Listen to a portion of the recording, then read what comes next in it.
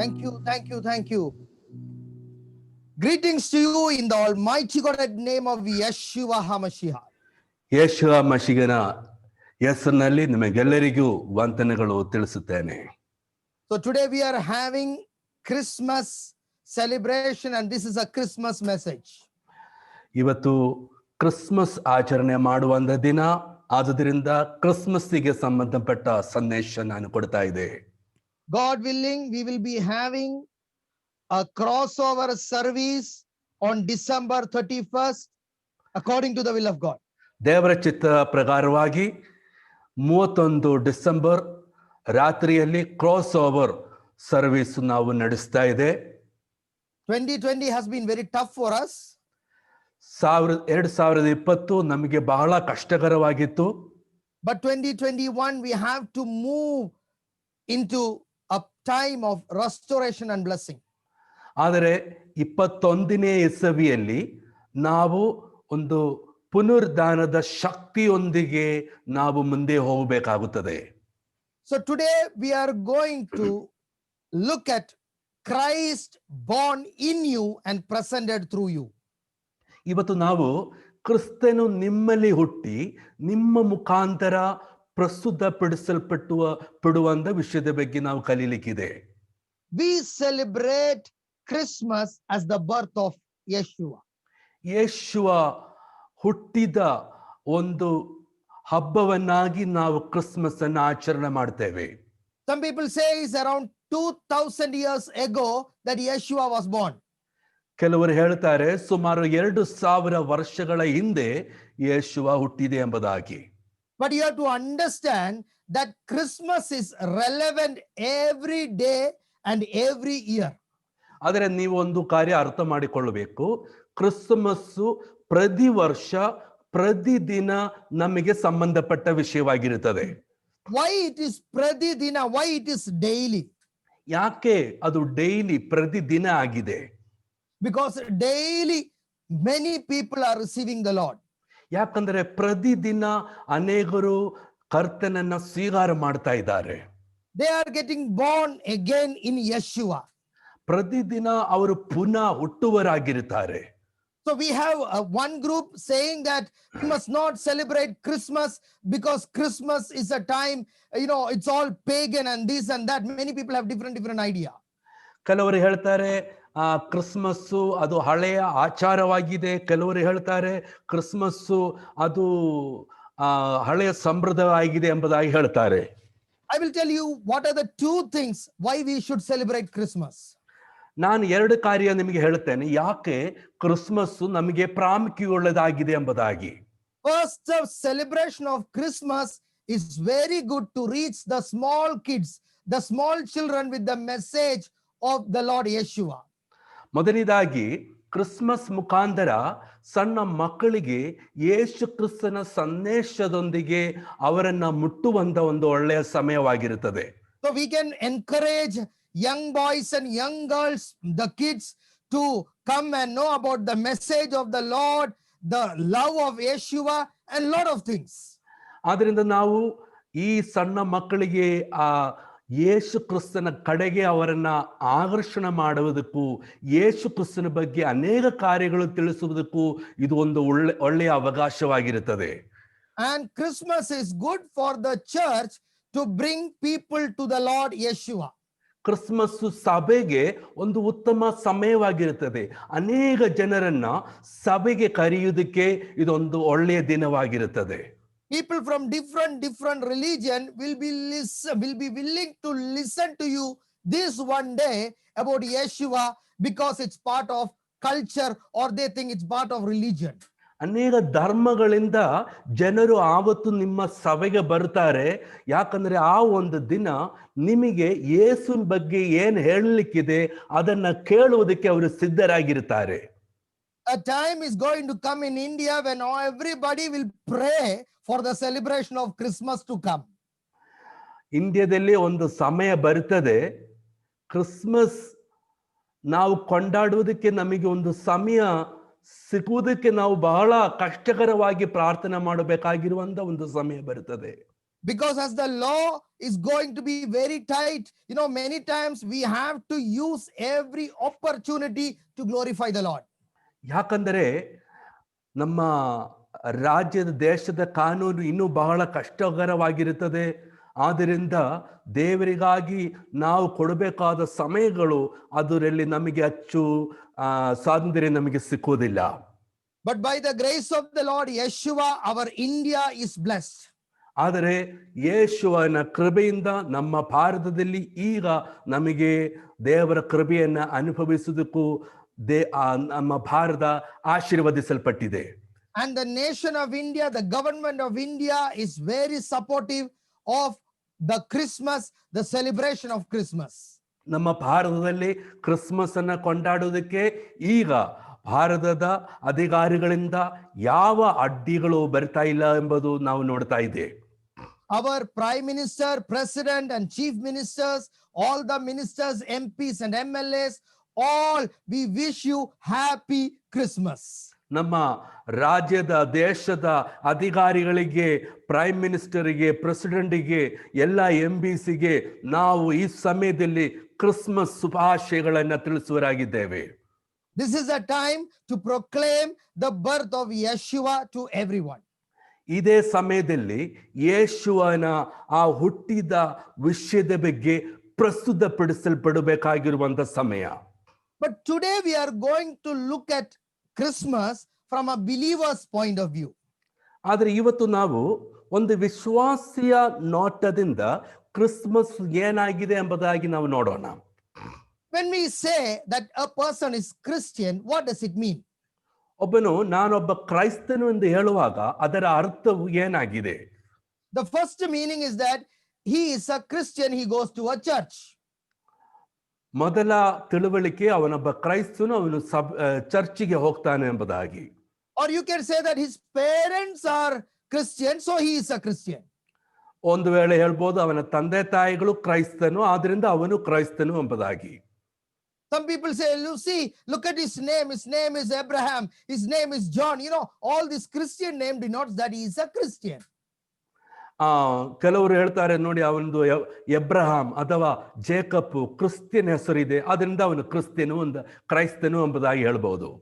Some people say that, look at the cross or the pendant he's putting in his, that sister is putting on the neck. Look at the Bible he's carrying. Because of these things they are doing, they are Christians. ಅವನ ಮಾಲೆ, ಅವನ ಕ್ರೂಜೆಯ ಒಂದು ಮಾಲೆ ಇರುವುದರಿಂದ ಅಥವಾ ಅವನ ಕೈಯಲ್ಲಿ Bible ಇರುವುದರಿಂದ ಕ್ರೈಸ್ತರೆಂದು ಹೇಳಬಹುದು. But that is not the meaning of a Christian. ಆದರೆ ಇದು ಯಾವುದು ಅಲ್ಲ, ಕ್ರೈಸ್ತರು ಎಂದು ಹೇಳಿದರೆ ಇದು ಯಾವುದು ಅಲ್ಲ ಅರ್ಥ. The meaning of a Christian is a person who is following the lifestyle of Christ.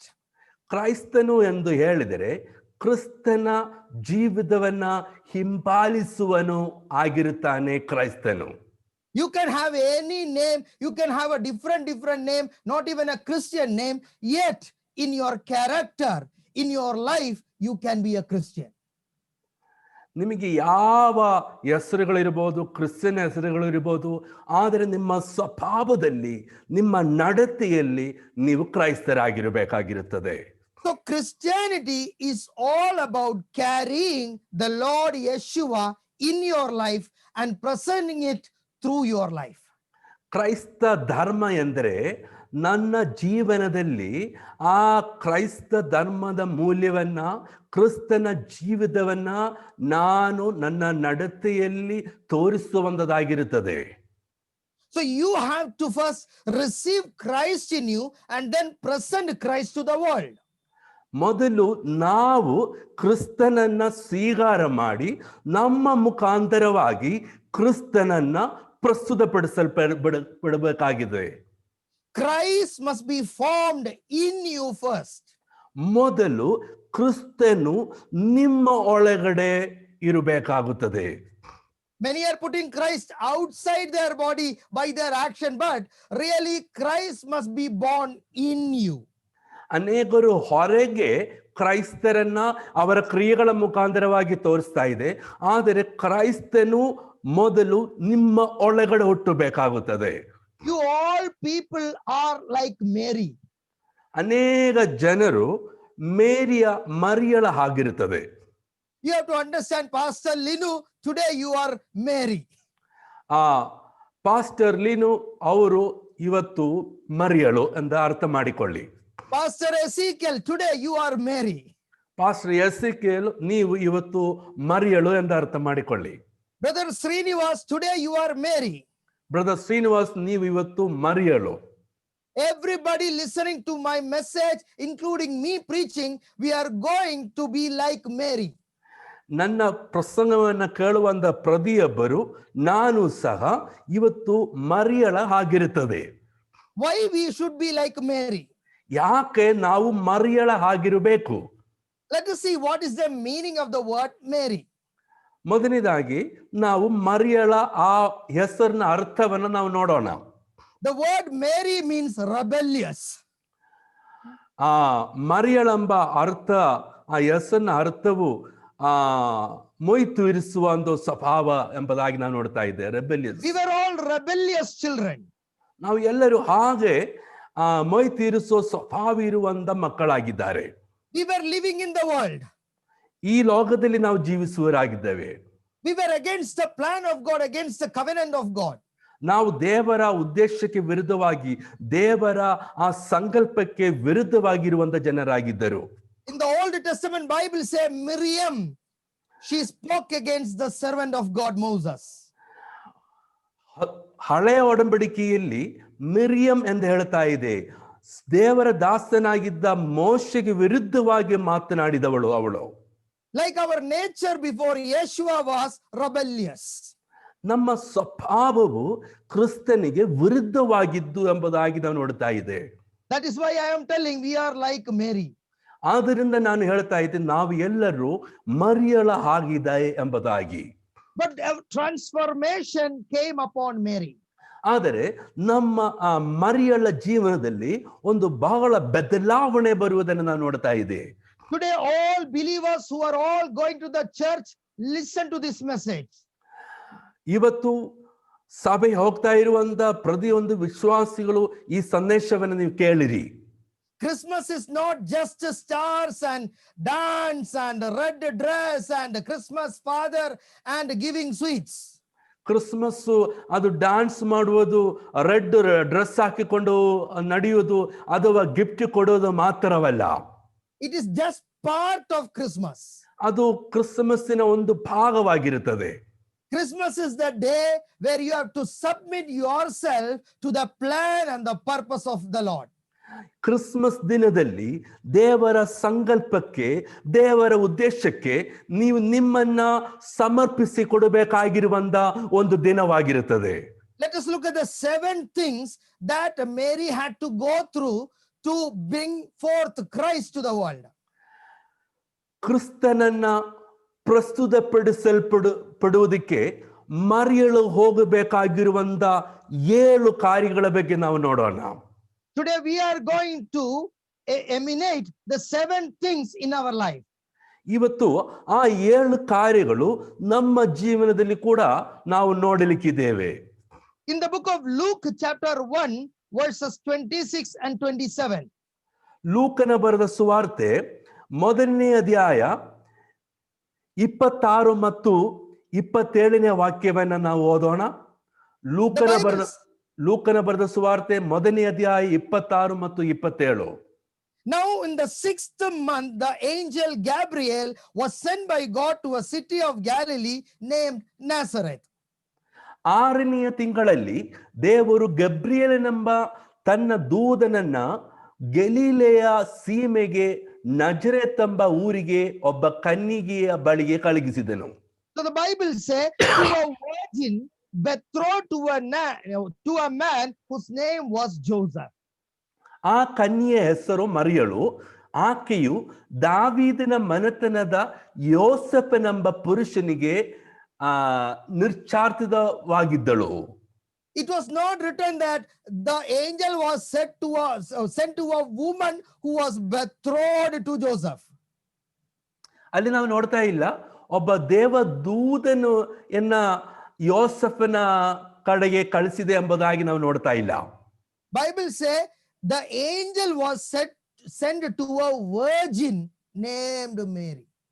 ಅಲ್ಲಿ ನಾವು ನೋಡ್ತಾ ಇರುವುದು ದೇವ ದೂತನು ಆ ಕನ್ಯೆಗಳಾಗಿದ್ದ ಮರಿಯಳ ಕಡೆಗೆ ಹೋಗುವುದನ್ನು ನಾವು ನೋಡ್ತಾ ಇದೆ. Now you have to understand, as believers, we must be spiritual virgins. ನಾವು ಒಬ್ಬ ವಿಶ್ವಾಸಿಗಳಾಗಿ ಆತ್ಮೀಯರಾಗಿ ನಾವು ಕನ್ಯೆಯರಾಗಿರಬೇಕು. What is the meaning of spiritual virgins? ಆತ್ಮೀಯ ಕನ್ಯೆಯರು ಎಂದು ಹೇಳಿದರೆ ಅದರ ಅರ್ಥ ಏನಾಗಿದೆ? You see, many of the believers have fallen in love with the things of the world. ಅನೇಕ ವಿಶ್ವಾಸಿಗಳು ಈ ಲೌಕಿಕವಾದಂತ ಕಾರ್ಯಗಳಲ್ಲಿ ಅವರು ಪ್ರೀತಿಯನ್ನು ಇಡ್ತಾರೆ. The lust of the eyes, the lust of the flesh, the pride of life, the things of the world. ಕಣ್ಣಿನ ಆಶೆ, ಜೀವನದ ಪ್ರತಾಪ, ಇದು ಎಲ್ಲ ಈ ಲೋಕದ ಲೌಕಿಕವಾದ ಕಾರ್ಯಗಳು. And they say they are believers, they are Christians, they are sold out for Christ. That is what they say. ಅವರು ಹೇಳ್ತಾರೆ, ನಾವು ವಿಶ್ವಾಸಿಗಳು, ನಾವು ಕ್ರಿಸ್ತನ ರಕ್ತದಿಂದ ನಾವು ರಕ್ಷಣೆ ಹೊಂದಿದಂತ ಜನರು ಎಂದು ಹೇಳ್ತಾರೆ ಅವರು. But in their heart they have love for the things around them. ಆದರೆ ಅವರ ಹೃದಯದಲ್ಲಿ ಅವರ ಸುತ್ತಲೇ ಇರುವಂತ ಲೌಕಿಕವಾದ ವಿಷಯಗಳ ಮೇಲೆ ಅವರ ಹೃದಯವಿರುತ್ತದೆ. My question, are you a spiritual virgin? ನನ್ನ ಪ್ರಶ್ನೆ, ನೀವು ಒಂದು ಆತ್ಮೀಯ ಕನ್ಯೆಗೆ ಆಗಿದ್ದೀರಾ? In the book of 1 Corinthians chapter 7 verses 34, it shows the difference between a married woman and a virgin. 1 Corinthians 7:34. ಮೊದಲ ಕೊರಿಂಥ್ಯ 7ನೇ ಅಧ್ಯಾಯ 34ನೇ ವಾಕ್ಯವನ್ನು ನಾವು ನೋಡೋಣ. There is a difference between a wife and a virgin. ಹೆಂಡತಿಗೂ ಮತ್ತು ಕನ್ಯೆಗೆಗೂ ಇರುವಂತ ವ್ಯತ್ಯಾಸ ಅದರಂತೆ ಮಾದೃತೆಗೂ ಕನ್ಯೆಗೆಗೂ ವ್ಯತ್ಯಾಸ ಉಂಟು ಎಂಬುದಾಗಿ ನಾನು ನೋಡ್ತಾ ಇದೆ. The unmarried woman cares about the things of the Lord, that she may be holy both in body and in spirit. ಮದುವೆ ಇಲ್ಲದವಳು ತಾನು ದೇಹಾತ್ಮಗಳಲ್ಲಿ ಪವಿತ್ರಳಾಗಿರಬೇಕೆಂದು ಕರ್ತನ ಕಾರ್ಯಗಳ ಕುರಿತು ಚಿಂತಿಸುತ್ತಾಳೆ. So 3 things a virgin will think. 3 ಕಾರ್ಯಗಳು ಒಬ್ಬ ಕನ್ಯೆಗಳು ಚಿಂತಿಸುತ್ತಾಳೆ. The first thing, she will think how to please the Lord. ಮೊದಲನೇದು ಕರ್ತನನ್ನ ಹೇಗೆ ಮೆಚ್ಚಿಸಬೇಕೆಂಬುದನ್ನ ಅವಳು ಚಿಂತಿಸುತ್ತಾಳೆ. And she will maintain that her mind or her spirit or her body is holy and separated to the Lord. ನಂತರ ಅವಳ ದೇಹಾತ್ಮಗಳು ಕರ್ತನಿಗೆ ಪವಿತ್ರರಾಗಿರಬೇಕಂತ ಅವಳು ಚಿಂತಿಸುತ್ತಾಳೆ. Even though Mary was betrothed to Joseph, Mary's mind, her spirit and her body was dedicated in devotion with the Lord. ಯೋಸೆಫನಿಗೆ ಮದುವೆ ಮಾಡೋದಕ್ಕೆ ನಿಶ್ಚಾರ್ಥದಳಾಗಿದ್ದಳು ಕೂಡ ಮರಿಯಳು ಅವಳ ದೇಹಾತ್ಮಗಳು ಕರ್ತನಿಗೆ ಪವಿತ್ರ ಮಾಡಿಕೊಂಡಳು. My question to you, church, ಸಭೆಗೆ ನಾನು ಕೇಳುವಂತ ಪ್ರಶ್ನೆ, if you want to receive the Lord in you or manifest the Lord through you, your soul, your spirit and your body must be separated to the Lord. ಕರ್ತನು ನಿಮ್ಮಲ್ಲಿ ಪ್ರಕಟವಾಗುವುದಕ್ಕೆ, ಕರ್ತನು ನಿಮ್ಮ ಒಳಗಡೆ ಹುಟ್ಟಬೇಕಾದರೆ ನೀವು ನಿಮ್ಮ ದೇಹ ಆತ್ಮಗಳನ್ನ ಪವಿತ್ರ ಮಾಡಿಕೊಂಡು ಕರ್ತನಿಗೆ ಸಮರ್ಪಿಸಬೇಕು. Today, this Christmas, say, Lord, I am submitting my spirit, my soul, and my body as a holy offering into you, Lord. ಈ ಕ್ರಿಸ್ಮಸ್ ದಿನದಲ್ಲಿ ನಾವು ಎಲ್ಲರೂ ಹೇಳೋಣ, ಕರ್ತನೆ, ನನ್ನ ದೇಹವನ್ನ, ನನ್ನ ಪ್ರಾಣವನ್ನ, ನನ್ನ ಆತ್ಮವನ್ನ ಪವಿತ್ರವಾಗಿ ನಿನಗೆ ಸಮರ್ಪಿಸ್ತಾ ಇದೆ ಎಂಬುದಾಗಿ. In the book of 2 Corinthians, chapter 11, verses 2. 2 ಕೊರಿಂಥ್ಯ chapter 11, verses 2. 11ನೇ ಅಧ್ಯಾಯ 2ನೇ ವಾಕ್ಯವನ್ನು ಓದೋಣ. 2 ಕೊರಿಂಥ್ಯ 11ನೇ ಅಧ್ಯಾಯ 2ನೇ ವಾಕ್ಯ. For I am jealous for you with godly jealousy, for I have betrothed you to one husband, that I may present you as a chaste virgin to Christ. ಯಾಕಂದರೆ ದೇವರಲ್ಲಿರುವಂತ ಚಿಂತೆಯಿಂದಲೇ ನಾನು ನಿಮ್ಮ ವಿಷಯದಲ್ಲಿ ಚಿಂತಿಸುತ್ತೇನೆ. ನಿಮ್ಮನ್ನ ಕ್ರಿಸ್ತನೆಂಬ ಒಬ್ಬನೇ ಪುರುಷನಿಗೆ ಶುದ್ಧ ಕನ್ನಿಗೆಯೆಂದೇ ಒಪ್ಪಿಸಬೇಕೆಂದು ನಿಮ್ಮನ್ನ ಆತನಿಗೆ ನಿಶ್ಚಯ ಮಾಡಿದ್ದೇನಲ್ಲ. Pastors, this is for you. ಸೇವಕರೇ, ಇದು ನಿಮಗೋಸ್ಕರ. What is your call? ನಿಮ್ಮ ಕರೆಯುವಿಕೆ ಏನಾಗಿದೆ? To present the church as a chaste virgin to Yeshua. ಯೇಸುವಿಗೆ ಶುದ್ಧ ಕನ್ನಿಗೆಯಾಗಿ ಸಭೆಯನ್ನ ಪ್ರಸ್ತುತಪಡಿಸಬೇಕಾಗಿರುವಂತ ಕೆಲಸ. You are called to make the church holy and submitted to the Lord. ನಿಮ್ಮನ್ನ ಕರೆದಿದ್ದು ಸಭೆಯನ್ನ ಶುದ್ಧ ಕನ್ನಿಗೆಯಾಗಿ ಕರ್ತನಿಗೆ ಸಮರ್ಪಿಸುವುದಕ್ಕೋಸ್ಕರ. Today many churches are just programs. ಇವತ್ತು ಅನೇಕ ಸಭೆಯಲ್ಲಿ ಬರೀ ಕಾರ್ಯಕ್ರಮಗಳು ಮಾತ್ರ ನಡೀತಾ ಇದೆ. Many churches have become like a party hall, a clubhouse, an entertainment center. ಅನೇಕ ಸಭೆಗಳು ಒಂದು ಪಾರ್ಟಿ ಹಾಲ್ ಆಗಿ, ಇಲ್ಲದ್ರೆ ಕ್ಲಬ್ ಹೌಸ್ ಆಗಿ, ಎಂಟರ್ಟೈನ್ಮೆಂಟ್ ಸೆಂಟರ್ ಆಗಿ ಪರಿವರ್ತನೆ ಹೊಂದಿದೆ. Many think that church is like a cruise ship. ಕೆಲವು ಸಭೆಗಳು ಕ್ರೂಯಿಸ್ ಶಿಪ್ ಆಗಿ ನೋಡಬಹುದು. This is not cruise ship, this is fellowship. ಇದೊಂದು ಕ್ರೂಯಿಸ್ ಶಿಪ್ ಅಲ್ಲ, ಇದೊಂದು ಫೆಲೋಶಿಪ್ ಆಗಿದೆ, ಅನ್ಯೂನ್ಯತೆ ಆಗಿದೆ. This is not cruise ship, this is worship. ಇದು ಕ್ರೂಯಿಸ್ ಶಿಪ್ ಅಲ್ಲ, ಇದು ವರ್ಷಿಪ್ ಆಗಿದೆ, ಆರಾಧನೆ ಆಗಿದೆ. Yes, this is not just whatever you think, this is a relationship. ಇದು ನೀವು ಯೋಚನೆ ಮಾಡುವಂತ ಯಾವುದು ಅಲ್ಲ, ಇದು ಒಂದು ಸಂಬಂಧವಾಗಿದೆ. So I want to tell you, pastors, I want to tell you as a servant of the Lord, our job is to make the church to be ready to be betrothed to the Lord Yeshua. ನಾವು ನಮ್ಮ ಸೇವಕರಿಗೆ, ಪಾಸ್ಟರ್ಸ್ಗೆ ನಾನು ಹೇಳುವಂತ ಮಾತು ಏನೆಂದರೆ, ನಮ್ಮ ಕೆಲಸೆಯು ಸಭೆಯನ್ನ ಶುದ್ಧ ಕನ್ನಿಗೆಯೆಂದೇ ದೇವರಿಗೆ ಒಪ್ಪಿಸಬೇಕಾಗಿರುವಂತ ಕೆಲಸೆಯಾಗಿರುತ್ತದೆ. Let the heart, the mind, and the spirit of our believers be tuned to Yeshua HaMashiach. ನಮ್ಮ ದೇಹ, ನಮ್ಮ ಆತ್ಮ, ನಮ್ಮ ಶರೀರ, ಪ್ರಾಣ ಎಲ್ಲವೂ ಪವಿತ್ರ ಮಾಡಿಕೊಂಡು ಯೇಸುವಿಗೆ ನಾವು ಸಿದ್ಧರಾಗಿರೋಣ. Now, what is the second thing the church must know? What happened to Mary? ಎರಡನೇದಾಗಿ ಮರಿಯಳಿಗೆ ಏನಾಯ್ತು ಎಂಬುದನ್ನ ನಾವು ನೋಡಬೇಕಾಗಿದೆ, ಸಭೆ ತಿಳಿಯಬೇಕಾಗಿರುತ್ತದೆ. Book of Luke, chapter 1, verses 28. ಲೂಕನ ಬರೆದ ಸುವಾರ್ತೆ 1ನೇ ಅಧ್ಯಾಯ 28ನೇ ವಾಕ್ಯವನ್ನು ನಾವು ಓದೋಣ. And having come in, the angel said to her, "Rejoice, highly favored one, the Lord is with you, blessed are you among women." ಆ ದೂತನು ಆಕೆಗೆ ಬಳಿಗೆ ಬಂದು, ದೇವರ ದಯೆ ಹೊಂದಿದವಳೇ, ನಿನಗೆ ಶುಭವಾಗಲಿ, ಕರ್ತನು ನಿನ್ನ ಸಂಗಡ ಇದ್ದಾನೆ ಅಂದನು. So the Bible say Mary received the favor of God. ಸತ್ಯವೇದ ಹೇಳ್ತಾ ಇದೆ, ಮರಿಯಳಿಗೆ ದೇವರ ಶುಭ ದಯೆ ಹೊಂದಿದೆ ಎಂಬುದಾಗಿ. Today I want to tell you, church, pray for the favor of God in your life. ಪ್ರಿಯ ಸಭೆಗೆ ನಾನು ಹೇಳುವ ಮಾತು ಏನೆಂದ್ರೆ, ದೇವರ ದಯೆಗೋಸ್ಕರ ನೀವು ಪ್ರಾರ್ಥನೆ ಮಾಡಿರಿ. ಇವತ್ತು We are not perfect. ನಾವು ಯಾರು ಪರಿಪೂರ್ಣರಲ್ಲ. We have sin and weakness in our life. ನಮ್ಮ ಜೀವನದಲ್ಲಿ ಕೊರತೆಗಳಿದೆ, ಬಲಹೀನತೆಗಳಿದೆ. We think that we know everything. ನಾವು ಯೋಚನೆ ಮಾಡಬಹುದು ನಮಗೆಲ್ಲ ಗೊತ್ತಿದೆ ಎಂಬುದಾಗಿ. But look at this woman called Mary. The Bible says angel called her highly favored one. ಆದರೆ ಈ ಸ್ತ್ರೀಯಳಲ್ಲಿ ನೋಡಿ, ಮರಿಯಳಲ್ಲಿ ನೋಡಿ, ದೇವರು ಏನು ಹೇಳ್ತಾ ಇದೆ? ದೇವರ ದಯೆ ಹೊಂದಿದವಳೇ ಎಂದು ಕರೀತಾ ಇದೆ ದೇವದೂತರು. Unless you and me receive the grace of the Lord, we cannot manifest Christ to the world. ನನಗೂ ಮತ್ತು ನಿಮಗೂ ದೇವರ ದಯೆಯನ್ನು ಹೊಂದದೆ ನಮ್ಮಲ್ಲಿ ಕ್ರಿಸ್ತನನ್ನ ಪ್ರಕಟ ಮಾಡುವುದಕ್ಕೆ ನಮಗೆ ಸಾಧ್ಯವಲ್ಲ. Bible say God resists the proud and gives grace to the humble.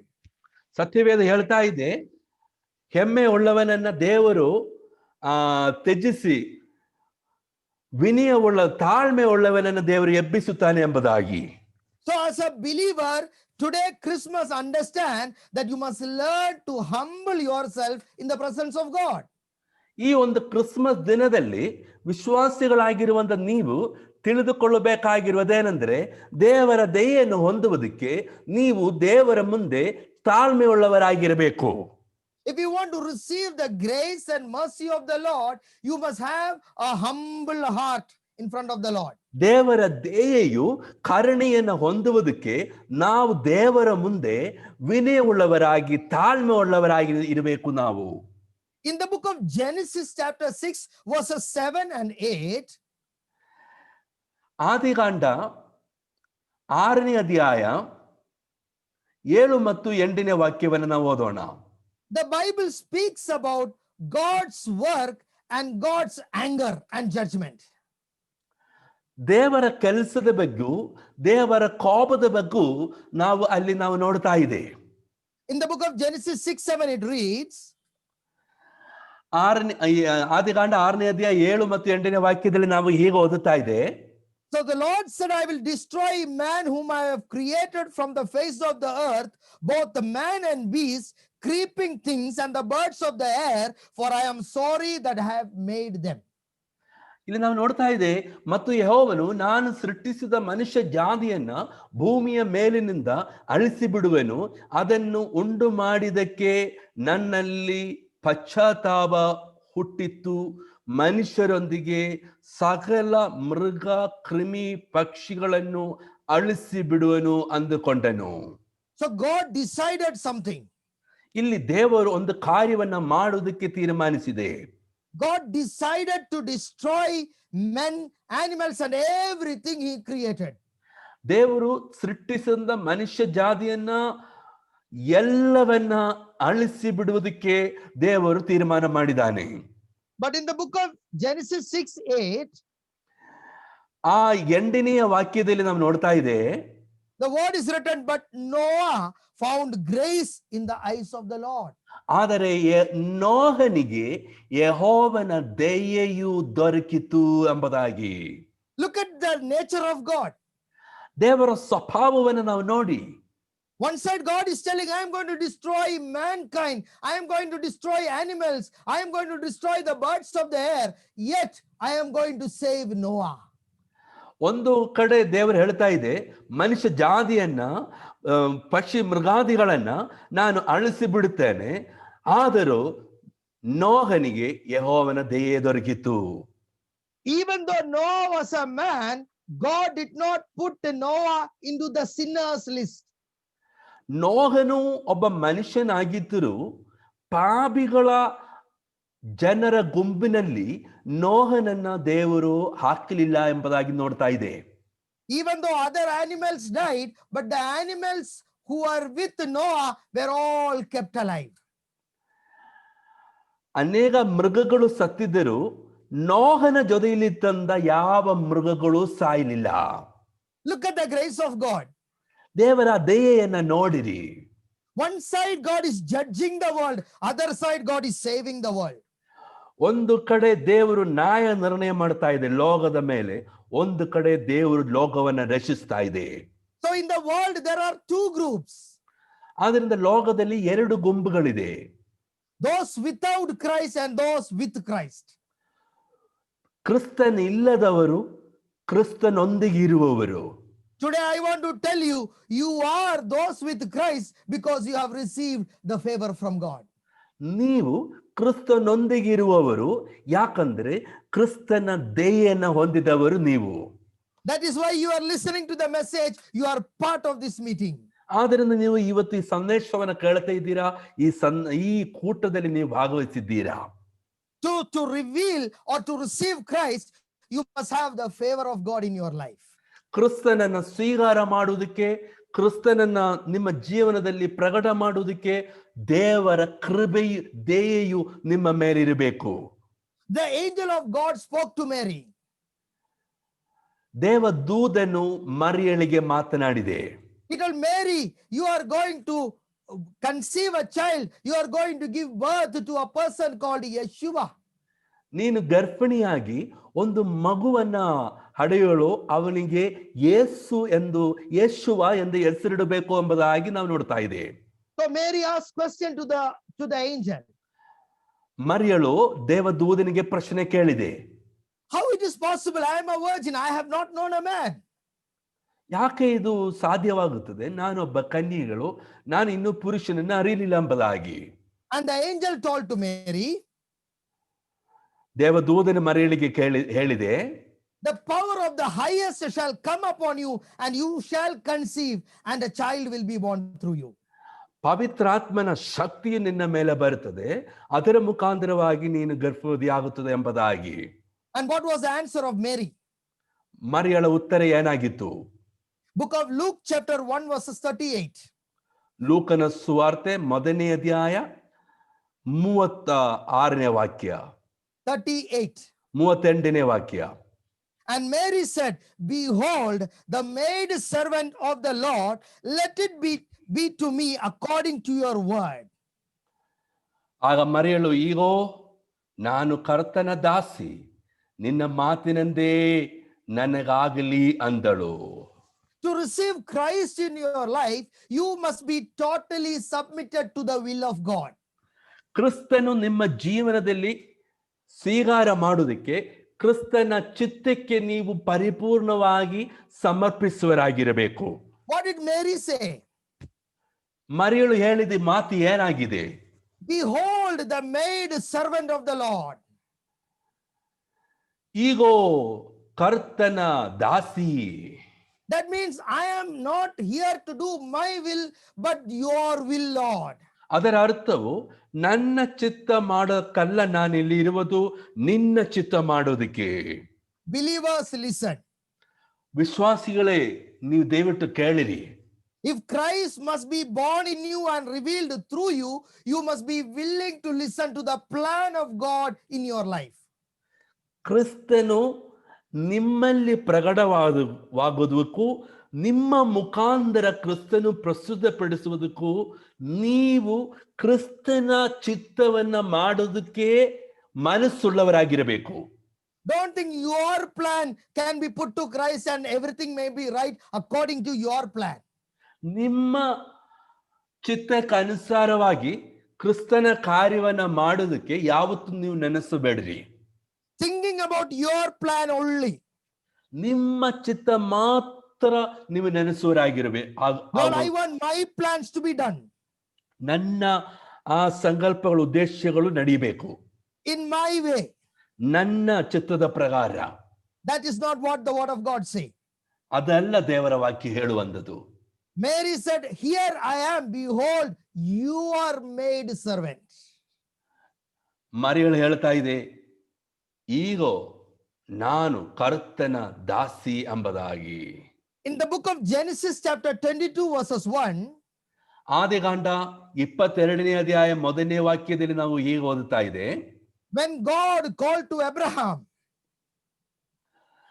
ಅಬ್ರಹಾಮನನ್ನ ಪರಿಶೋಧಿಸಿದನು. and Abraham told to God, here I am. ಅಬ್ರಹಾಮನು ಎಂದು ಕರೆಯಲು ಅವನು ಈಗೋ ಇದ್ದೇನೆ ಅಂದನು. In Genesis chapter 31 verses 11, ಆದಿಕಾಂಡ 31ನೇ ಅಧ್ಯಾಯ 11ನೇ ವಾಕ್ಯದಲ್ಲಿ ನಾವು ನೋಡೋಣ. Bible say that angel spoke to angel spoke to Jacob, and Jacob told, here I am. ಸತ್ಯವೇದ ಹೇಳ್ತಾ ಇದೆ, ಆ ಕನಸಿನಲ್ಲಿ ದೇವದೂತನು ಯಾಕೋಬನೆ ಎಂದು ಕರೆಯಲು ನಾನು ಇದ್ದೇನೆ ಎಂದು ಹೇಳಿದನು.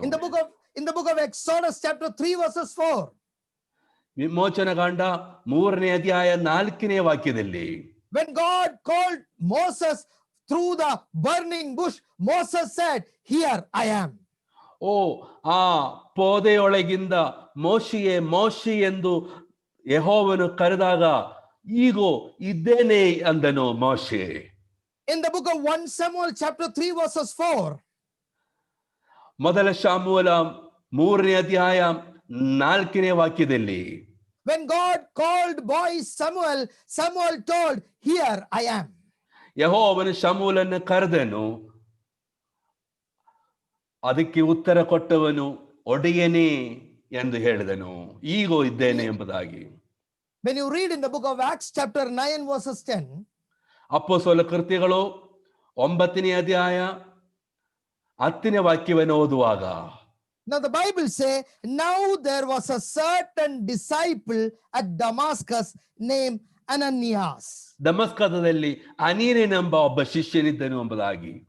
And to him the Lord said in a vision, ಕರ್ತನು ದರ್ಶನದಲ್ಲಿ ಅವನಿಗೆ ಹೇಳಿದೆ, Ananias, and he said, "Here I am, Lord." ಅನನ್ಯನೇ ಎಂದು ಅವನನ್ನು ಕರೆಯಲು ಅವನು, ಕರ್ತನೇ ಈಗೋ ಇದ್ದೇನೆ ಎಂದನು. You look at the title, what is given to Ananias? ಅನನ್ಯನಿಗೆ ಕೊಟ್ಟಂತ ಆ ಒಂದು ಆ ಹೆಸರನ್ನ ನೋಡಿರಿ ನೀವು. A disciple called Ananias. ಒಬ್ಬ ಶಿಷ್ಯನು ಎಂಬುದಾಗಿ. Only a disciple, only a true servant can submit himself or herself to the will of God. ಒಬ್ಬ ಶಿಷ್ಯನಿಗೆ ಮಾತ್ರ ದೇವರ ಚಿತ್ತಕ್ಕೆ ಪೂರ್ಣವಾಗಿ ಒಪ್ಪಿಸಿಕೊಡುವುದಕ್ಕೆ ಸಾಧ್ಯ. Ananias didn't want to go and pray for Shaul. ಅನನ್ಯನು ಶೌಲನಿಗೋಸ್ಕರ ಪ್ರಾರ್ಥನೆ ಮಾಡೋದಕ್ಕೆ ಹೋಗೋದಕ್ಕೆ ಅವನಿಗೆ ಮನಸ್ಸಿರಲಿಲ್ಲ. But yet he listened to the voice of God and he threw out his own will and started focusing on the will of Yeshua. ಆದರೆ ಅವನು ತನ್ನ ಸ್ವಂತ ಚಿತ್ತವನ್ನ ಮರೆತು ದೇವರ ಧ್ವನಿಯನ್ನ ಕೇಳಿ ದೇವರ ಧ್ವನಿಯಲ್ಲಿ ತನ್ನ ಶ್ರದ್ಧೆಯನ್ನು ಇಟ್ಟು ಅವನು ಕೆಲಸ ಮಾಡಿದನು. So you have to understand that the third thing is focusing on the will of Yeshua. ಮೂರನೆಯದು, ಯೇಸುವ ಚಿತ್ತದಲ್ಲಿ ನಮ್ಮ ಮನಸ್ಸನ್ನು ಕೊಡುವುದು. Now how can we receive this Yeshua in our spirit and manifest him to the world? ಆತ್ಮದಲ್ಲಿ ಯೇಸುವನ್ನ ಸ್ವೀಕಾರ ಮಾಡಿ ಲೋಕಕ್ಕೆ ಯೇಸುವನ್ನ ಹೇಗೆ ನಮಗೆ ಪ್ರಸ್ತುತಪಡಿಸುವುದಕ್ಕೆ ಸಾಧ್ಯ? Let us see what did Mary do after that voice of God. ಆ ದೇವರ ಧ್ವನಿಯನ್ನು ಕೇಳಿದ ನಂತರ ಮರಿಯಳು ಮಾಡಿದ ಕೆಲಸ ಏನು ಎಂಬುದಾಗಿ ನಾವು ನೋಡೋಣ. In the book of Luke chapter 1 verses 39 and 40. ಲೂಕನ ಬರೆದ ಸುವಾರ್ತೆ 1ನೇ ಅಧ್ಯಾಯ 39 ಮತ್ತು 40ನೇ ವಾಕ್ಯವನ್ನು ನಾವು ಓದೋಣ. Now Mary arose in those days and went into the hill with haste to a city of Judah and entered the house of Zacharias and greeted Elizabeth. ಆ ಕಾಲದಲ್ಲಿ ಮರಿಯಳು ಎದ್ದು ಅವಸರದಿಂದ ಮಲೆನಾಡಿಗೆ ಹೊರಟು ಯಹೂದರಲ್ಲಿ ಇರುವ ಒಂದು ಊರಿಗೆ ಹೋಗಿ ಜಕರಿಯನ ಮನೆಯನ್ನು ಸೇರಿ ಎಲಿಸಬೆತಳಿಗೆ ವಂದಿಸಿದಳು. Mary knew where to go. ಮರಿಯಳಿಗೆ ಗೊತ್ತಿತ್ತು ಎಲ್ಲಿ ಹೋಗಬೇಕೆಂಬುದಾಗಿ. You must know who is your company, your people, your fellowship. ನಿಮ್ಮ ಜೊತೆಯಲ್ಲಿ ಇರಬೇಕಾಗಿದವರು, ನಿಮಗೆ ಬೇಕಾಗಿರುವಂತ ಅನ್ಯೋನ್ಯತೆಯು ಏನೆಂಬುದಾಗಿ ನೀವು ತಿಳಿದಿರಬೇಕು. Mary did not run to Herod. ಮರಿಯಳು ಹೆರೋದನ ಹತ್ರ ಹೋಗಲಿಲ್ಲ. Mary did not run to any other place. ಮೇರಿ ಯಾವ ಸ್ಥಳಕ್ಕೂ ಹೋಗಲಿಲ್ಲ. Mary went to the house of Elizabeth. ಮರಿಯಳು ಹೋಗಿದ್ದು ಎಲಿಸಬೆತ್ನ ಮನೆಗೆ. Because the angel told Elizabeth is pregnant, she has received a miracle from the Lord.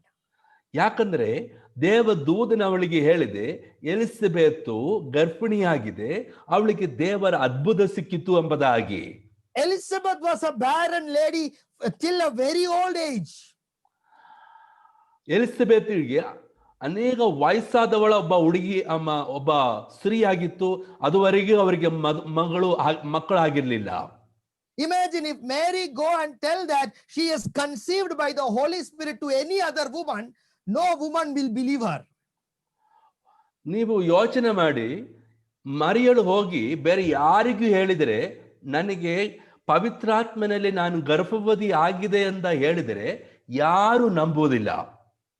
Only Elizabeth can believe it. Elizabeth ಮಾತ್ರ ನಂಬುವುದಕ್ಕೆ ಸಾಧ್ಯ. Who is your fellow believers? ನಿಮ್ಮ ಜೊತೆ ವಿಶ್ವಾಸಿಗಳು ಯಾರಾಗಿದೆ? Who is your fellowship? Who is your partner? ನಿಮ್ಮ ಜೊತೆಯಲ್ಲಿ ಇರುವವರು ಯಾರಾಗಿದೆ? ನಿಮ್ಮ Who is your ಅನ್ಯೋನ್ಯತೆ ಏನಾಗಿದೆ? Who is your spiritual company? ನಿಮ್ಮ ಆತ್ಮೀಯ ಗುಂಪು ಯಾರಾಗಿದೆ? If your spiritual company is wrong, you cannot become spiritual. ನಿಮ್ಮ ಆತ್ಮೀಯ ಗುಂಪು ತಪ್ಪಿನವರಾಗಿದ್ದರೆ ಯಾವತ್ತೂ ನಿಮಗೆ ಆತ್ಮೀಯ ಜನರಾಗೋದಕ್ಕೆ ಸಾಧ್ಯವಿಲ್ಲ. In the book of Proverbs chapter 13 verses 20, ಜ್ಞಾನೋಕ್ತಿಗಳು 13ನೇ ಅಧ್ಯಾಯ 20ನೇ ವಾಕ್ಯವನ್ನು ಓದೋಣ. Bible say, he who walks with the wise man will be wise, but the companions of fools will be destroyed. ಸತ್ಯವೇದ ಹೇಳ್ತಾ ಇದೆ, ಜ್ಞಾನಿಗಳ ಸಹವಾಸಿ ಜ್ಞಾನಿಯಾಗುವನು, ಜ್ಞಾನಹೀನರ ಒಡನಾಡಿ ಸಂಕಟ ಮಾಡುವನು ಎಂಬುದಾಗಿ. You see, you must be very careful with the kind of people you are spiritually connected. ನೀವು ಆತ್ಮೀಯವಾಗಿ ಸಂಬಂಧ ಮಾಡಿಕೊಳ್ಳುವಂತ ಜನರ ಬಗ್ಗೆ ನೀವು ಬಹಳ ಎಚ್ಚರಿಕೆಯುಳ್ಳವರಾಗಿರಬೇಕು. If you are connected with those people who are spiritually poor and they can pull you down, then you will lose your spiritual growth. ಆತ್ಮೀಯರಾಗಿ ಬಹಳ ಬಲಹೀನತೆ ಇರುವಂತ ಜನರೊಂದಿಗೆ ನೀವು ಸಹವಾಸ ಮಾಡುವಾದರೆ ನೀವು ಕೂಡ ಆ ಬಲಹೀನತೆ ಒಳಗಾಗುವುದಕ್ಕೆ ಅವಕಾಶವಿದೆ. Otherwise, you must be strong enough to pull that person up to the level of spirituality. ಇಲ್ಲದಿದ್ದರೆ ನೀವು ನಂಬಿಕೆಯಲ್ಲಿ ಬಹಳ ಹೆಚ್ಚು ನಂಬಿಕೆಯುಳ್ಳವರಾಗಿತ್ತು ಅವರನ್ನ ಇನ್ನೂ ಹೆಚ್ಚು ಆತ್ಮೀಯತೆಗೆ ಭಕ್ತಿ ವೃದ್ಧಿಗೆ ತರುವಂತ ಕೃಪೆ ನಿಮ್ಮಲ್ಲಿ ಇರಬೇಕಾಗುತ್ತದೆ. In the book of 1 Corinthians chapter 15 verses 33, ಮೊದಲ ಕೊರಿಂಥ್ಯ 15ನೇ ಅಧ್ಯಾಯ 33ನೇ ವಾಕ್ಯದಲ್ಲಿ ನಾವು ಓದೋಣ.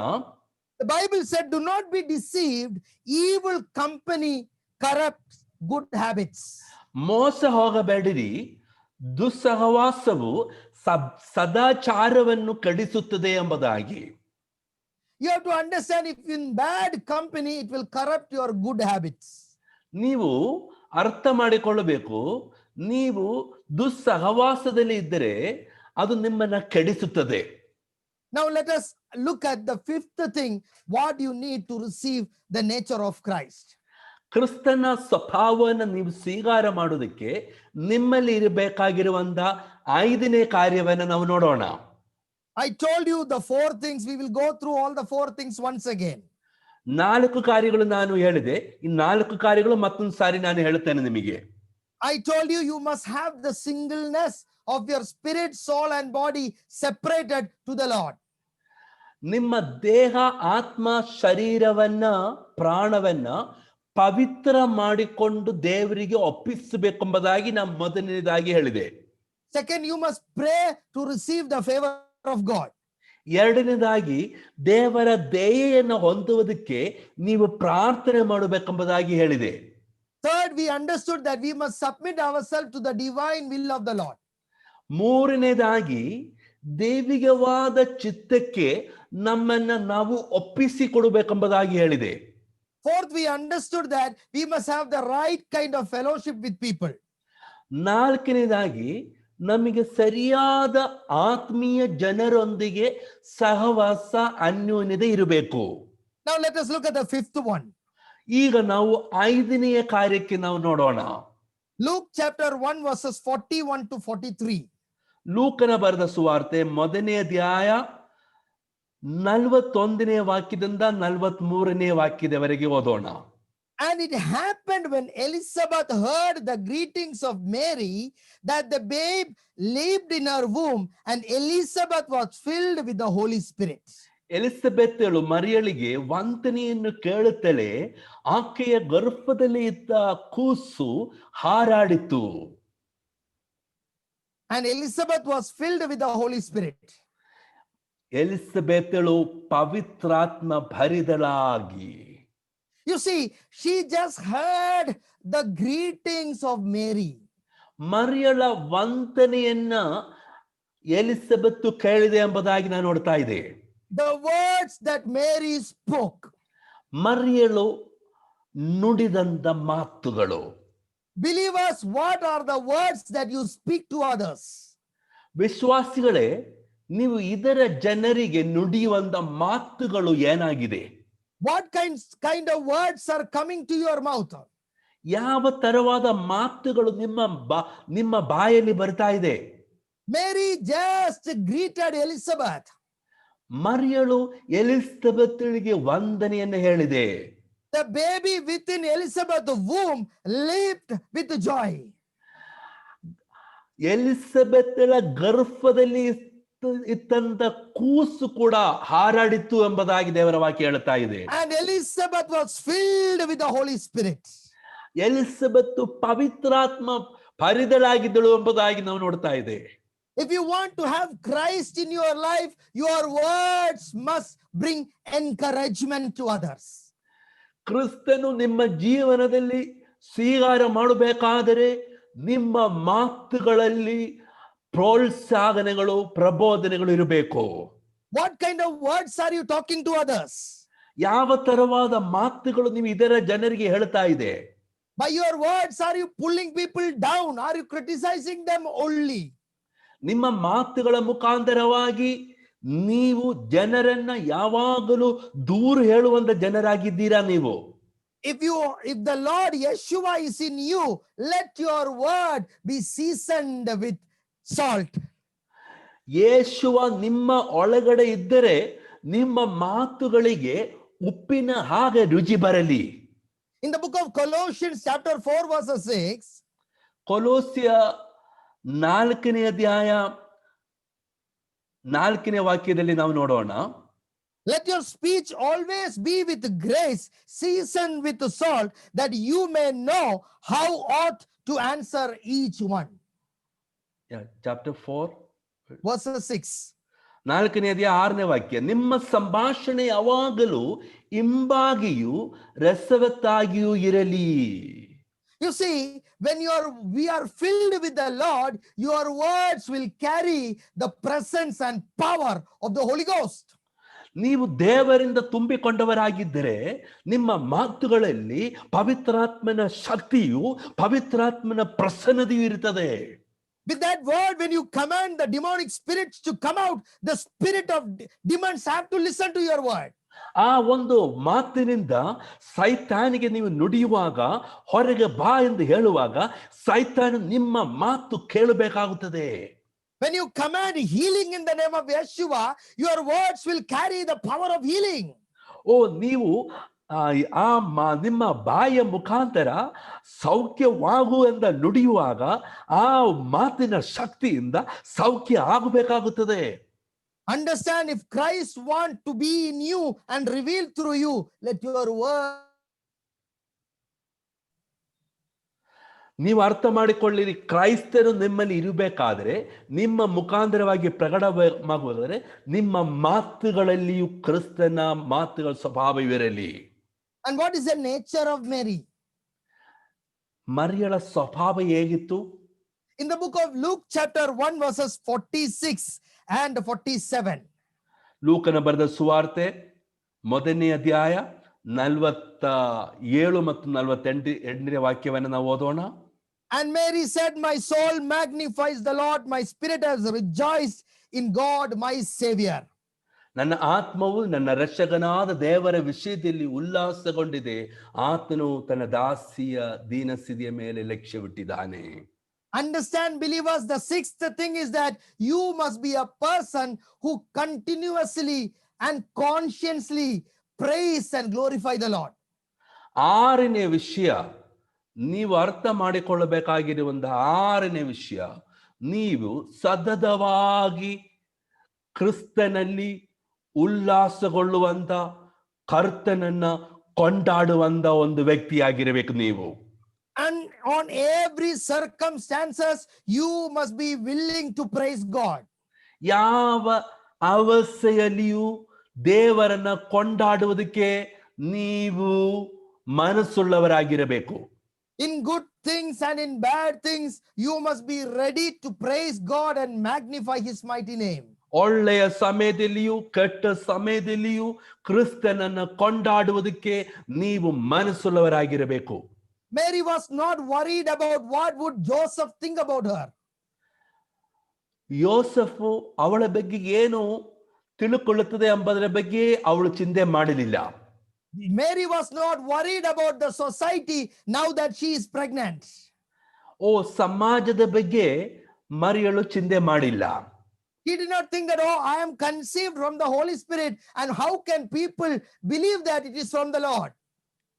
ನಾನು ಗರ್ಭವತಿಯಾಗಿದ್ದು ಪವಿತ್ರಾತ್ಮನಿಂದ ಜನರು ಇದನ್ನು ಹೇಗೆ ನಂಬುತ್ತಾರೆ ಎಂಬುದರ ಬಗ್ಗೆ ಮರಿಯಳು ಚಿಂತೆ ಮಾಡಲಿಲ್ಲ. He was not afraid about the law of Moses, which commanded to murder that woman, to punish that woman by throwing stones and kill her. ಹಾಗೆ ಮೋಶೆಯ ಆ ನ್ಯಾಯಶಾಸ್ತ್ರದ ಬಗ್ಗೆ ಅವಳು ಚಿಂತೆ ಮಾಡಿಲ್ಲ. ಹಾಗಿರುವಂತ ಒಬ್ಬ ಸ್ತ್ರೀಯನ್ನ ಕಲ್ಲೆಸೆದು ಕೊಲ್ಲಬೇಕೆಂಬ ಆ ಶಾಸ್ತ್ರದ ಬಗ್ಗೆ ಅವಳು ಚಿಂತೆ ಮಾಡಲಿಲ್ಲ. She was worried about nothing. ಅವಳು ಯಾವುದರ ಬಗ್ಗೆ ಚಿಂತೆ ಮಾಡಲಿಲ್ಲ. She was constantly magnifying God. ಅವಳು ಸತತವಾಗಿ ದೇವರನ್ನು ಕೊಂಡಾಡುವಳಾಗಿದ್ದಳು. Brothers and sisters, ಪ್ರಿಯ ಸಹೋದರ ಸಹೋದರಿಯರೇ, are you a person who worship God in all situations? ಎಲ್ಲಾ ಸಮಯದಲ್ಲಿಯೂ ದೇವರನ್ನು ಕೊಂಡಾಡುವಂತ ಆರಾಧನೆ ಮಾಡುವಂತ ಒಬ್ಬ ವ್ಯಕ್ತಿಯಾಗಿದ್ದೀರಾ ನೀವು? Are you ready to praise God in every situation? ಎಲ್ಲ ಸಮಯದಲ್ಲಿ ಎಲ್ಲ ಅವಸ್ಥೆಯಲ್ಲಿಯೂ ದೇವರನ್ನ ಸ್ತುತಿಸುವುದಕ್ಕೆ ನೀವು ಸಿದ್ಧರಾಗಿದ್ದೀರಾ? Now what happened? ಇಲ್ಲಿ ಏನು ನಡೆದಿದೆ? Now finally Mary is presenting the Lord to the world. ಕೊನೆಯದಾಗಿ ಮರಿಯಳು ಕ್ರಿಸ್ತನನ್ನ ಪ್ರಸ್ತುತಪಡಿಸುತ್ತಾ ಇದೆ. Pastors, believers, listen very carefully. ವಿಶ್ವಾಸಿಗಳೇ, ಸೇವಕರೇ, ಬಹಳ ಎಚ್ಚರವಿದ್ದು ಕೇಳಿರಿ. How did Mary present Yeshua to the world? ಮರಿಯಳು ಯೇಸುವನ್ನ ಲೋಕಕ್ಕೆ ಹೇಗೆ ಪ್ರಸ್ತುತಪಡಿಸಿದ್ದಾನೆ?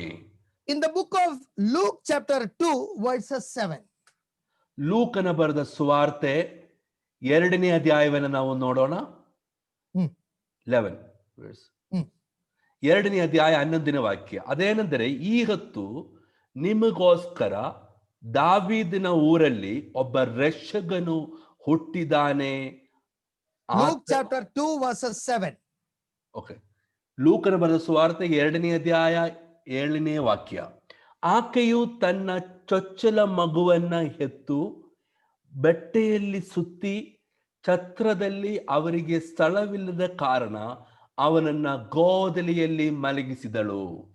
You can see 3 things here. ಇಲ್ಲಿ 3 ಕಾರ್ಯಗಳು ನಿಮಗೆ ನೋಡಬಹುದು.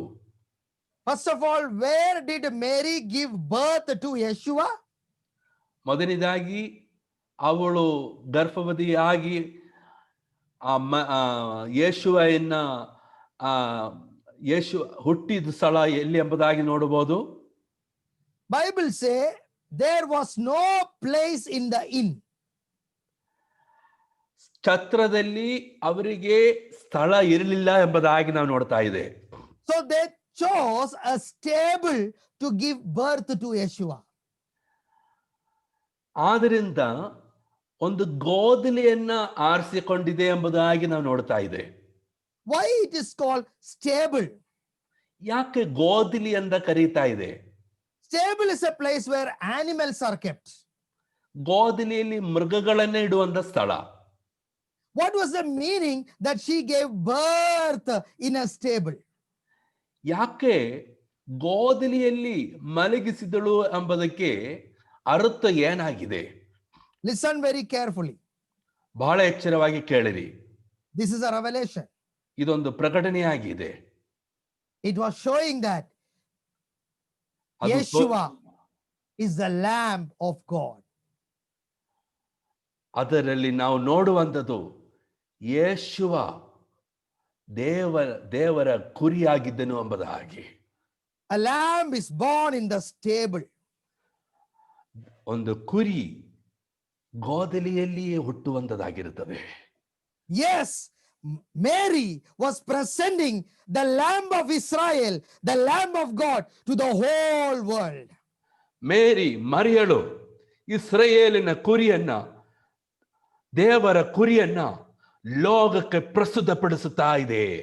That is why Yeshua was not born in a palace, nor in a house, nor in an inn.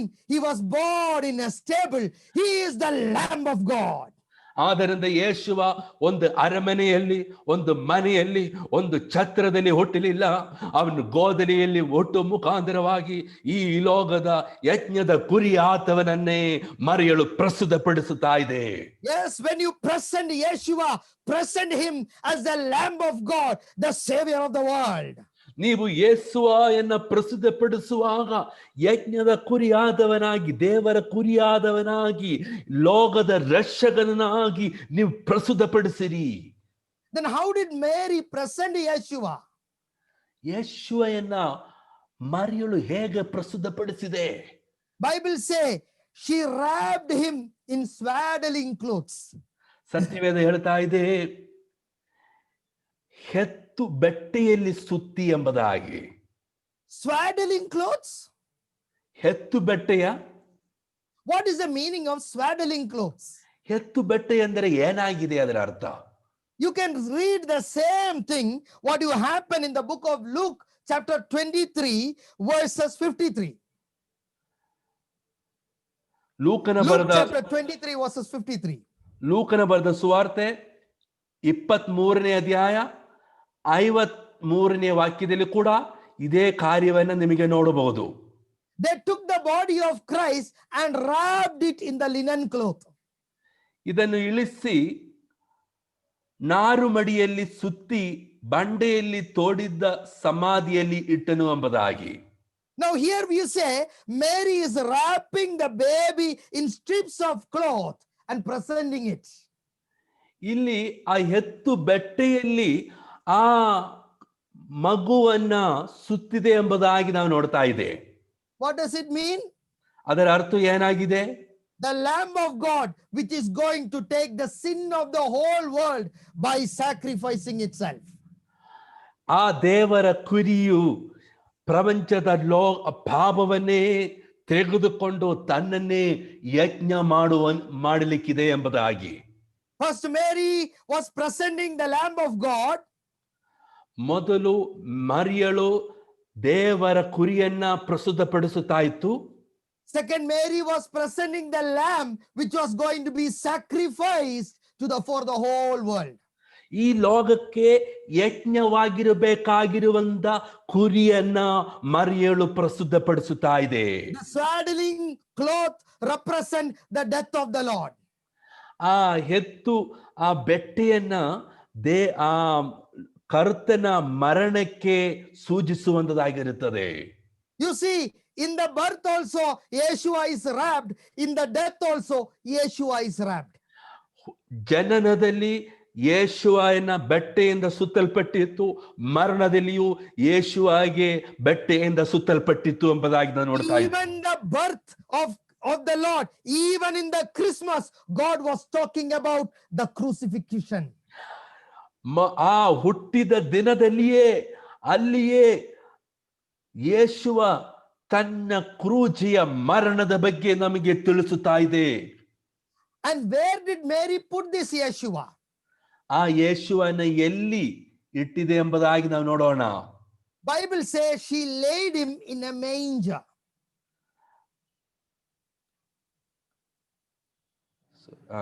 She laid him in a manger. ಆ ಗೋದಲಿಯಲ್ಲಿ ಹಾಕಿದೆ ಎಂಬುದಾಗಿ. The word manger means a crib, the feeding basin.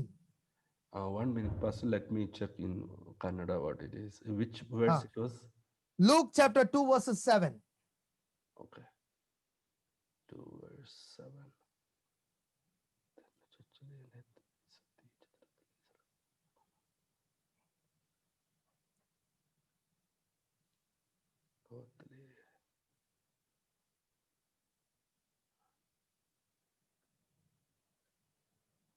Yeah, actually, there's only one verse here. Yeah, that's a problem. That's Godali. Godali. Yeah. Okay, so it is said that they put him in the manger or the food basin. Food basin, manger. Manger, you see how when a baby is born, you put him in a cradle. ಒಂದು ಮಗು ಹುಟ್ಟಿದಾಗ ಆ ಮಗುವನ್ನು ನಾವು ಒಂದು ವಿಶೇಷವಾದ ಸ್ಥಳದಲ್ಲಿ ನಾವು ಇಡ್ತೇವೆ. A cradle. ಮಗುವಿಗೋಸ್ಕರ ಇರುವಂತ ಒಂದು ಸ್ಥಳ. But here there was no cradle, so she put the baby in the basin where it was used to feed the animal. ಅಲ್ಲಿ ಯಾವ ತೊಟ್ಟಿ ಇಲ್ಲದೆ ಇರುವ ಕಾರಣದಿಂದ ಮೃಗಗಳಿಗೆ ಆಹಾರ ಕೊಡುವಂತ ಒಂದು ತೊಟ್ಟಿಯಲ್ಲಿ ಮಗುವನ್ನ ಮಲಗಿಸಿದೆ ಎಂಬುದಾಗಿ ನಾವು ನೋಡ್ತಾ ಇದೆ. What does it mean? ಅದರ ಅರ್ಥ ಏನಾಗಿದೆ? The bread of life. ಜೀವದ ರೊಟ್ಟಿ ಎಂಬುದಾಗಿ. This is the bread of life. ಇದು ಜೀವದ ರೊಟ್ಟಿ ಎಂಬುದಾಗಿ. That is why the shepherds came and saw the baby in the manger. ಹಾಗೇನೆ ಆ ಕುರುಬರು ಆ ತೊಟ್ಟಿಯಲ್ಲಿ ಮಲಗಿರುವ ಆ ಕೂಸನ್ನು ನೋಡಿದೆ ಎಂಬುದಾಗಿ. The shepherd represents the pastors. ಆ ಕುರುಬರು ಅವರು ಪಾಸ್ಟರ್ಸ್ ಆಗಿದೆ, ಸೇವಕರಾಗಿದೆ. And what was Mary telling them? ಮರಿಯಳು ಅವರಿಗೆ ಹೇಳಿದ ಮಾತುಗಳು ಏನಾಗಿತ್ತು? From today onwards, O shepherds of Israel, let the people of Israel feed from Yeshua. ಈ ದಿವಸದಿಂದ ಇಸ್ರಾಯೇಲಿನ ಕುರುಬಗರೇ ಯೇಸುವ ಎಂದು ನೀವು ತಿನ್ನಿರಿ ಎಂಬುದಾಗಿ. This is the New Testament feed given to the New Testament church. ಇದು ಹೊಸ ಒಡಂಬಡಿಕೆಯ ಆಹಾರ, ಹೊಸ ಒಡಂಬಡಿಕೆ ಸಭೆಗೆ ಕೊಟ್ಟಂತ ಆಹಾರ. How did Mary present Yeshua? ಮರಿಯಳು ಯೇಸುವನ್ನು ಹೇಗೆ ಪ್ರಸ್ತುತಪಡಿಸಿದೆ? The Lamb of God. ದೇವರ ಕುರಿಯಾಗಿ. The Lamb who died for our sin. ನಮ್ಮ ಪಾಪಕ್ಕೆ ಯಜ್ಞವಾಗಿ ತಂದ ಕುರಿಯಾಗಿ. The bread of life. ಜೀವದ ರೊಟ್ಟಿಯಾಗಿ. Feed from him. ಆತನಿಂದ ನಾವು ತಿನ್ನಿರಿ. The wise man came to the manger. ಆ ಬುದ್ಧಿವಂತರು, ಆ ಜನರು ಅಲ್ಲಿ ಬಂದಿದ್ದರು. The shepherds came to the manger. ಆ ದೇವದೂತರು ಅಲ್ಲಿ ಬಂದಿದ್ದರು. The angels of God came to the manger. ದೇವದೂತರುಗಳು ಅಲ್ಲಿ ಬಂದಿದ್ದರು. That is the power of Yeshua. ಅದು ಯೇಸುವನ ಶಕ್ತಿ. Wherever Yeshua is born, ಎಲ್ಲಿ ಯೇಸುವ ಹುಟ್ಟುತ್ತದೋ the world will come to him. ಅಲ್ಲಿ ಲೋಕವು ಬರುತ್ತದೆ. Brother and sisters, ಪ್ರಿಯ ಸಹೋದರ ಸಹೋದರಿಯರೇ, today the message of Christmas is, ಇವತ್ತು ಕ್ರಿಸ್ಮಸ್ಸಿನ ಸಂದೇಶವೇನೆಂದ್ರೆ, let Yeshua be born in you first. ಮೊದಲು ಯೇಸುವ ನಿಮ್ಮಲ್ಲಿ ಹುಟ್ಟಲಿ. Then let Yeshua be revealed through you to the world. ನಂತರ ಯೇಸುವ ನಿಮ್ಮ ಮುಖಾಂತರ ಲೋಕಕ್ಕೆ ಪ್ರಸ್ತುತಪಡಿಸಲಿ. May Yeshua HaMashiach bless you with these words and wish you a merry, blessed Christmas. ಈ ಮಾತುಗಳಿಂದ ಯೇಸು ಮಸಿಹ ನಿಮ್ಮನ್ನ ಆಶೀರ್ವದಿಸಲಿ ಮತ್ತು ನಿಮಗೆಲ್ಲರಿಗೂ ಕ್ರಿಸ್ಮಸ್ ದಿನದ ಶುಭಾಶಯಗಳನ್ನು ಹಾರೈಸುತ್ತೇವೆ. Let's pray. ನಾವು ಪ್ರಾರ್ಥನೆ ಮಾಡೋಣ.